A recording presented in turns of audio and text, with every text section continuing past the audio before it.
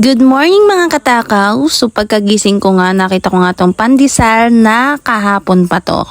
So medyo bahaw na. Naisip ko ang gawin siyang bago ulit. So first, nagbiyak muna ako ng itlog. At pagkabiyak ng itlog, syempre tinimplahan natin yan para may lasa. Napakadali lang ng gagawin natin mga katakaw. Pagkatapos natin matimplahan ng itlog, so kukunin natin yung bread and bibiyakin natin. Syempre kailangan muna natin maglinis ng kamay and dapat malinis din yung kutsilyo na gagamitin mo. So yan, bibiyakin mo lang sila lahat para kapag niluto natin is hindi lang yung labas yung maluluto or yung mainitan, kundi pati yung loob. Pagkatapos natin mabiyak yung mga tinapay, syempre ididip natin yan sa tinimplahan nating itlog. So ganun lang kadali mga katakaw. Gagawin lang natin siya ng paulit-ulit sa lahat ng tinapay. At pagkatapos yan mga katakaw ay mag-ready na tayo ng mainit na kawali na may konting mantika. Pwede rin naman ang butter or kaya yung margarine. So wala tayong available na ganun. So mantika lang yung mailalagay natin. Then ilagay natin lahat ng ating idinip na tinapay na may egg.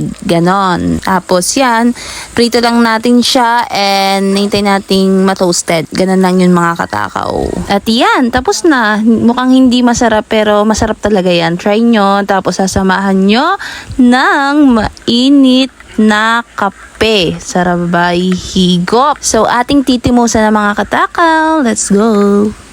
Good morning! Timusan natin. So, wala pang hinamos.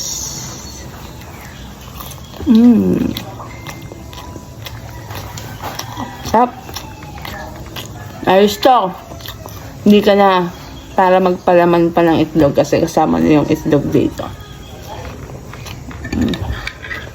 Tapos kape.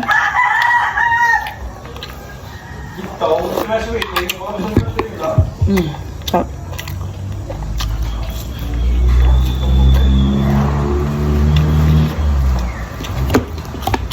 Breakfast na kayo mga katakaw. FYI, hindi yan sunog. Sunog yung pandesal nung niluto ko. Sa tibiste, mama. Yes, 20 ka po. Ako laga. Timusan mo to. Nakatay ka, tibiste? Morning.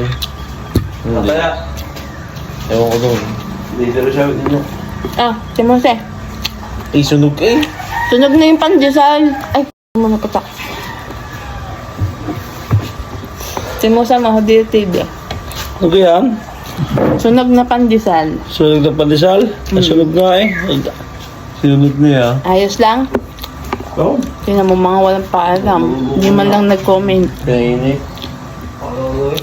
Imbes na masahin yung mga tinapay nyo dyan, daw nyo sa itlog, then iprito nyo.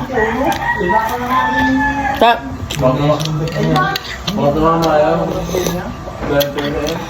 Sila. Sarap siya. Toasted, then sunog. Hindi,